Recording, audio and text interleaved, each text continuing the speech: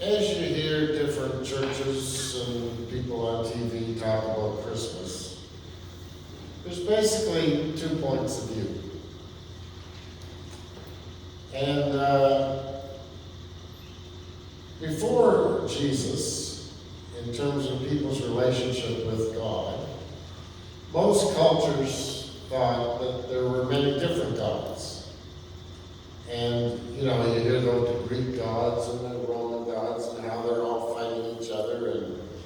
And so the gods were kind of feared. If something terrible happened, they figured it was because the gods were angry or punishing. So basically the world was afraid of God. And the Jews, they had this kind of epiphany that says, God can't be all these different gods fighting each other. That makes no sense. And all these idols people worship, that doesn't make sense, because we got to all come from some greater mystery. And they also rejected the idea that kings were gods, because back in the day, that's what everybody thought. If you were a king or a queen, you were God. So it gave you your power. That's why you couldn't be questioned. And so the Jews had that great revelation. But even the Jews were afraid of God. For a lot of time, if you read in parts of the Old Testament, if you touched the Ark of the Covenant, you died. There's stories in the Old Testament where they'd be carrying the Ark of the Covenant that contained the holy items of the Jewish people, and they'd travel to different places, and if it was rocky and someone put their hand out to stop it from rocking over, they'd die. So, there's a lot of fear there, right? And the most holy name for God that the Jews had, the people couldn't speak it. If a person spoke it, they'd kill you, the priests. And once a year, the high priest would go in to the Holy of Holies, where the Ark of the Covenant was, and say that name. So fear, fear, fear. And of course, it suits religion well to make people afraid, because then you don't question, and you're more inclined to obey what the priest or the minister says if you're afraid of what God's going to do to you if you don't listen. So then Jesus is born, and you have a community of people reflecting on what his life was really all about. Now, the first 3 Gospels, they kind of share a point of view. The earliest Gospel is which one? What? I heard something. What's the earliest Gospel that was written? Matthew, Mark, Luke, and John. Take a guess. You got 24% chance of being right. And Matthew, you would think, because it was put first, but Mark's the earliest. So if you just go home and skim Mark, you'll see it's the shortest, so that makes sense, right? Because they kept embellishing. And in Mark, there's no birth story, because they hadn't composed one yet. But the big thing in Mark is that every time Jesus healed somebody or forgave somebody, what Mark called a miracle, every time Jesus would say to the person, don't tell anybody I did this. Let them know that it's God who did it. So in Mark, Jesus is always distinguishing between himself as a channel of God and God. And it's really hilarious, because every time he'll run away, Jesus doesn't want anybody to know anything he's done. Because he doesn't want people ascribing, he's a good Jew. He doesn't want people ascribing him as being the God, right? And he saw God as his daddy. So that was huge, because your daddy's, and it was the word daddy, it wasn't father. You can be afraid of father, but if you're calling your father your daddy, chances are you're not afraid of him, right? So Jesus had this view of God as loving, as forgiving easily. Think of the prodigal son. These were scandalous stories. Your son taking half your inheritance and going and blowing it and coming back, and you just receive them. And this stuff is unheard of. So that's Mark. Then in Matthew and Luke were written about the same time, and they borrowed from another gospel we've lost. We call it Q. And the reason that we know it's lost is because both Matthew and Luke, 25% of their stories are the same, but they're not found in Mark. So 50% of Matthew and 25% of Matthew and Luke comes from some other gospel, because they're the same stories, but they're different than Mark, so we know there's another one.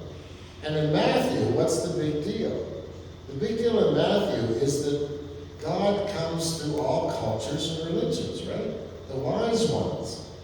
You don't have the heroes be non-Jews or non-Christians, today. You don't have the heroes be some other race, some other religion, but that's the thing in Matthew. And so Matthew sees again the story of Jesus about being how God is with all of us, working through all cultures and all people. Beautiful, but unheard of at the time. And then Luke, you have that powerful story of the Syrophoenician woman. In Luke, you see, Jesus was raised to be racist, thinking his group was the best. A Gentile, Syrophoenician, pagan woman comes and said, "Could you heal my daughter?" He says, "You're a Gentile dog." He said, "I've got no time for you." He said, "I've come to take care of the household of Israel." And that's just the way they thought back then, right? But this woman was amazing. She says, "Well, I assume you Jews feed your dogs the crumbs off the table. Give my daughter a crumb and heal her." And that's when Jesus realized his calling wasn't just to the Jews. He realized that this Syrophoenician pagan woman had more faith than he had. And that's what brought me to the United Church, was realizing there were all these people in my life that didn't believe what I was taught I had to believe, but they were better people than I was. And so it changed me in understanding that we're all God's children. So that's those three gospels that see Jesus as kind of our elder brother, the one who taught us all that we're all God's kids, the one who tells us we're a light too. And so in Matthew and Mark and Luke, what we ascribe to Jesus, we also ascribe to ourselves. So it's not that Jesus isn't divine, it's that we're all divine. That was the big radical scandal of the early church. But then John comes later, and John kind of reverts to the norm. All the verses that make Christianity exclusive come from John, every one of them. And so what you'll hear in many of the TV shows and other churches, if you go to them, is that Jesus is the only way. And they'll say verses like, "I am the way, the truth, and the life. No one comes to the Father except by me." Like Jesus called the only begotten Son. That's unique. No one like him. No one divine like him. He's the only one. In John, you'll hear, like in John 3:16, "For God so loved the world, he gave his only begotten Son, that whosoever believeth in him shall not perish, but have everlasting life.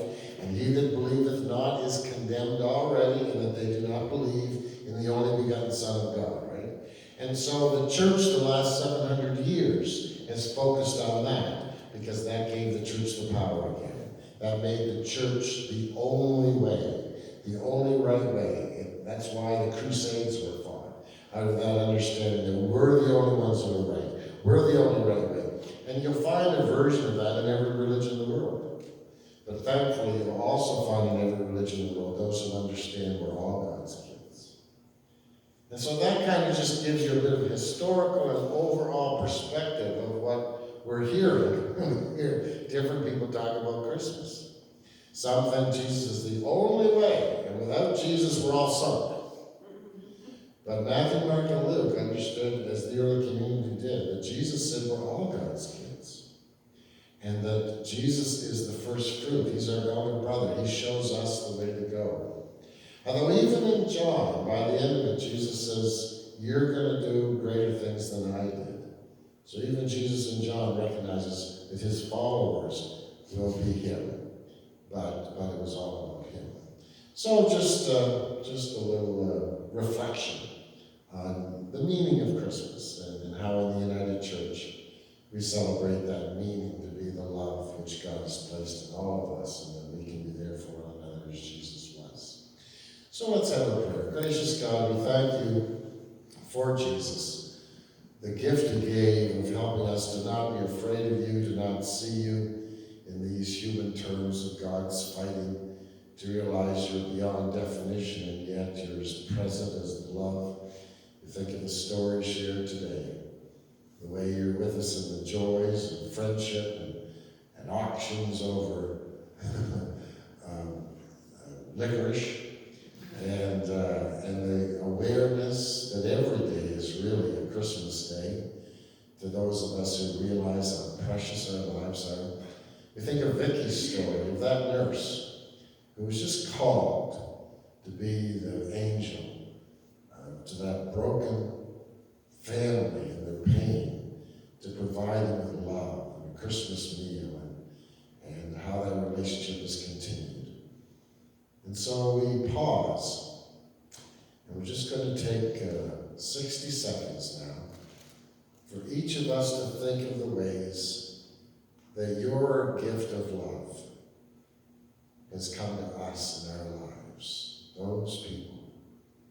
Who are those people who've loved us in being who we are?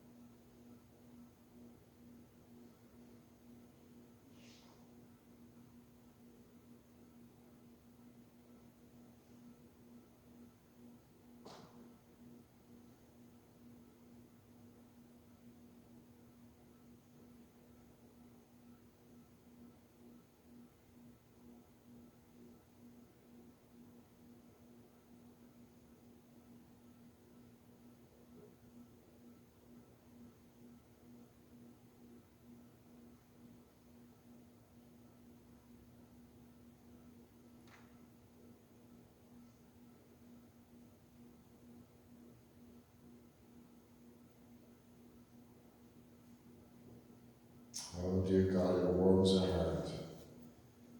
Brings a smile to our face, tears to our eyes to think of those who loved us so well. And it warms us to know that we now are able to love others that way. We're able to love others and be the best they can be. It's all an amazing gift, God.